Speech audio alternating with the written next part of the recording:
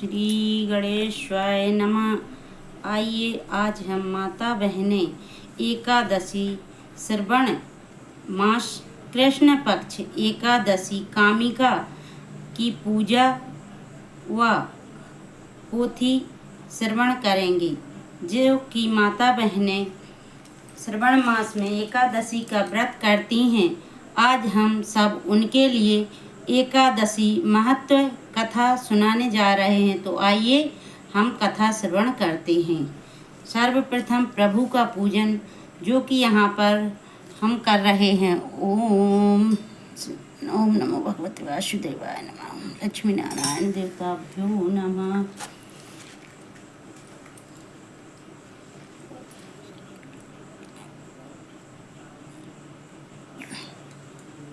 पुष्प आदि से हमने श्री हरि विष्णु भगवान का पूजन, माता लक्ष्मी का पूजन कर रहे हैं। आइए अब हम पूजा प्रारंभ करें और प्रभु की कथा श्रवण करें। कुंती पुत्र श्रेष्ठ अर्जुन धनुषधर बोले कि हे भगवान, मैंने आषाढ़ मास के कृष्ण पक्ष की देवसैनी एकादशी का सविस्तार वर्णन सुना। अब आप मुझे श्रावण मास के कृष्ण पक्ष की एकादशी की कथा सुनाइए। उस एकादशी का नाम क्या है तथा इसकी विधि क्या है? इसमें कौन से देवता की पूजा होती है? इसका व्रत करने से मनुष्य को क्या फल प्राप्त होता है? श्री कृष्ण बोले, हे अर्जुन, मैं श्रावण मास के पावन एकादशी की कथा कहता हूँ, सो ध्यान पूर्वक सुनो। एक समय एक एकादशी की पावन कथा को भीष्म पितामह ने लोक हित के लिए नारद जी से कहा था कि एक समय नारद जी ने कहा कि हे पितामह, आज मेरी श्रवण के कृष्ण पक्ष की एकादशी की व्रत कथा विधि सहित सुनाइए। नारद के वचनों को सुनकर भीष्म पितामह बोले, हे नारद जी, आपने अत्यंत सुंदर प्रस्ताव किया है। आप ध्यान से लगातार सुनिए। श्रावण मास के कृष्ण पक्ष की एकादशी का नाम कामिका है। इस एकादशी की कथा सुनने मात्र से ही वाजपेय यज्ञ का फल मिलता है। कामिका एकादशी के व्रत में शंख चक्र गदाधारी भगवान विष्णु की पूजा होती है। जो मनुष्य इस एकादशी को धूप दीप नैवेद्य आदि से भगवान विष्णु की पूजा करते हैं, उन्हें गंगा स्नान के फल से भी उत्तम फल मिलता है। सूर्य या चंद्र ग्रहण में केदार और कुरुक्षेत्र में स्नान करने से जो फल मिलता है वह पुण्य कामिका एकादशी विष्णु भगवान की भक्ति पूर्वक पूजा करने से मिलता है। श्रावण मास में विष्णु भगवान की पूजा करने का फल समुद्र और वन सहित पृथ्वी दान करने से फल से भी अधिक होता है। व्यतीत पात में खंडकी नदी में स्नान करने से जो फल मिलता है वह फल भगवान की पूजा करने से मिलता है। संसार में भगवान की पूजा का फल सबसे अधिक है। अतः भक्ति पूर्वक भगवान की पूजा न बन सके तो श्रावण मास के कृष्ण पक्ष की कामिका एकादशी का व्रत अवश्य करना चाहिए।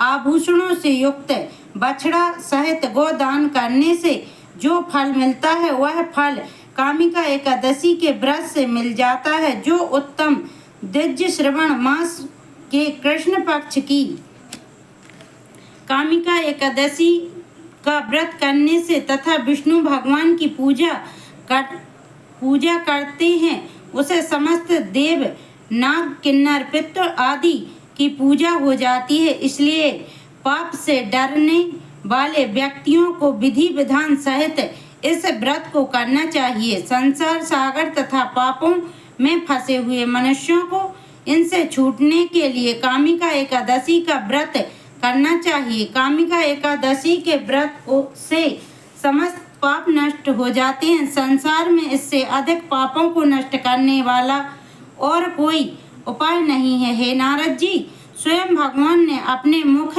से कहा है कि मनुष्यों को आध्यात्मिक विद्या से जो फल मिलता है उससे अधिक फल कामिका एकादशी का व्रत करने से मिल जाता है।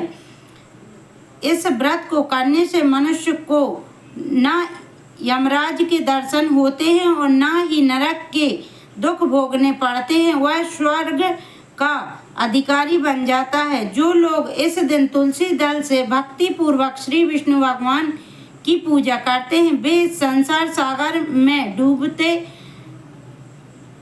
हुए भी इस प्रकार अलग से रहते हैं जिस प्रकार कमल पुष्प जल में रहता हुआ भी जल से अलग रहता है। भगवान की तुलसी दल से पूजा करने का फल एक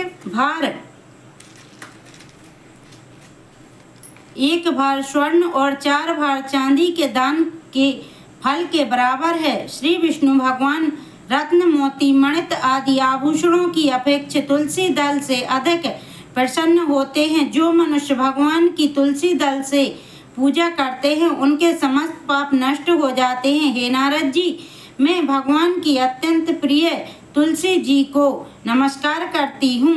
तुलसी जी के दर्शन मात्र से मनुष्य समस्त पाप नष्ट हो जाते हैं और शरीर के स्पर्श मात्र से ही मनुष्य पवित्र हो जाता है।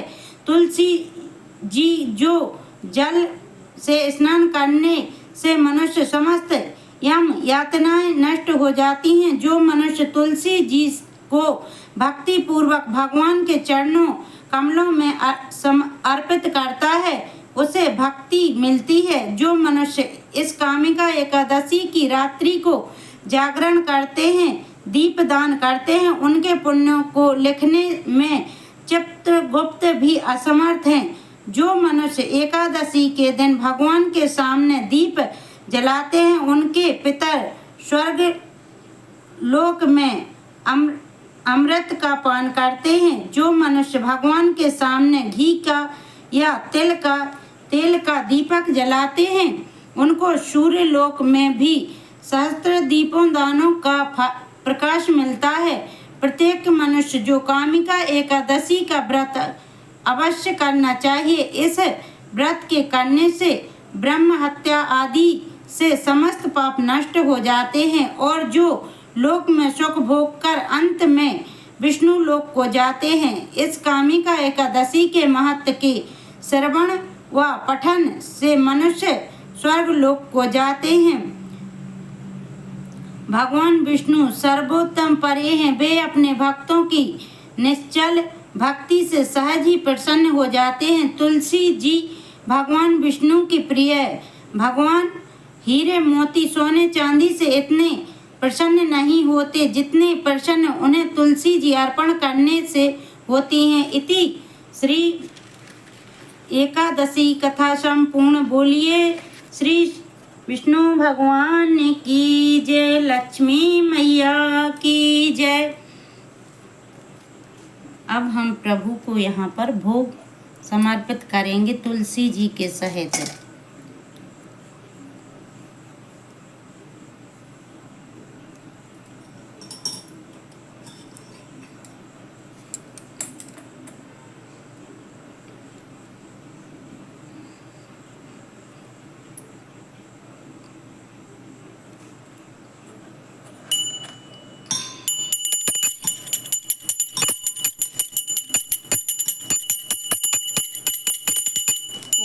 जय जगदीश हरे स्वामी, जय जगदीश हे। भक्ति जनों के संकट क्षण में दूर करे।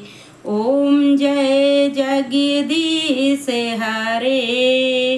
जो धावे फल पावे, दुख बिन से मन सुखी संपत्ति घर आवे।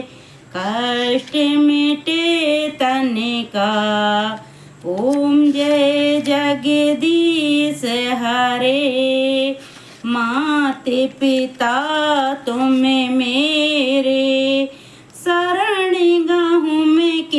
की, तुम्हें बिने और न दूजा, आस करूं मैं जिसकी। ओम जय जगदीश हरे, तुम्हें पूर्ण परमात्मा, तुम्हें अंतर्यामी, पारे ब्रह्म परमेश्वर, तुम सबके स्वामी। ओम जय जगदीश हरे, तुम करुणा के सागर, तुम पालन करता, मैं मूर्ख खल कामी, कृपा करो भरता। ओम जय जगदीश हरे, तुम हो एक अगोचर, सबके प्राणपति, कैसे विधि मिलूं दयामय, तुमको मैं कुमति। ओम जय जगदीश हरे, दीन बंधु दुख हरता, तुम रक्षक मेरे, अपने हाथ उठाओ, शरण पड़ी तेरे। ओम जय जगदीश हरे, विषय विकार मिटाओ, पाप हरो देवा, श्रद्धा भक्ति बढ़ाओ, संतन की सेवा।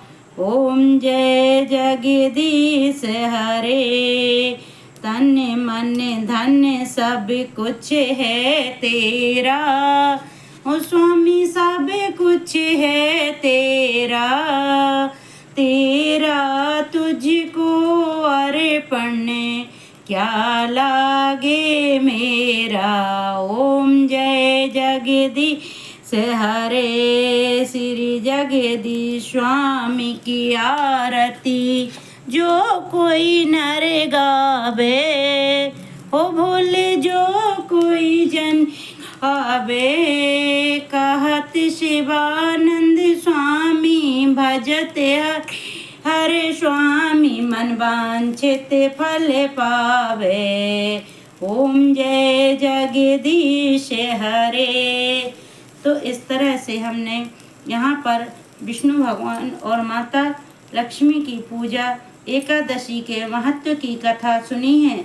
तो जो भी माता बहनें मेरे चैनल से जुड़ना चाहती हैं तो वे लाइक करें, सब्सक्राइब करें, शेयर करें, बेल आइकन को प्रेस करें, ताकि आने वाली वीडियो का नोटिफिकेशन आप सब माता बहनों को मिलता रहे। तो बोलिए हर हर महादेव हर।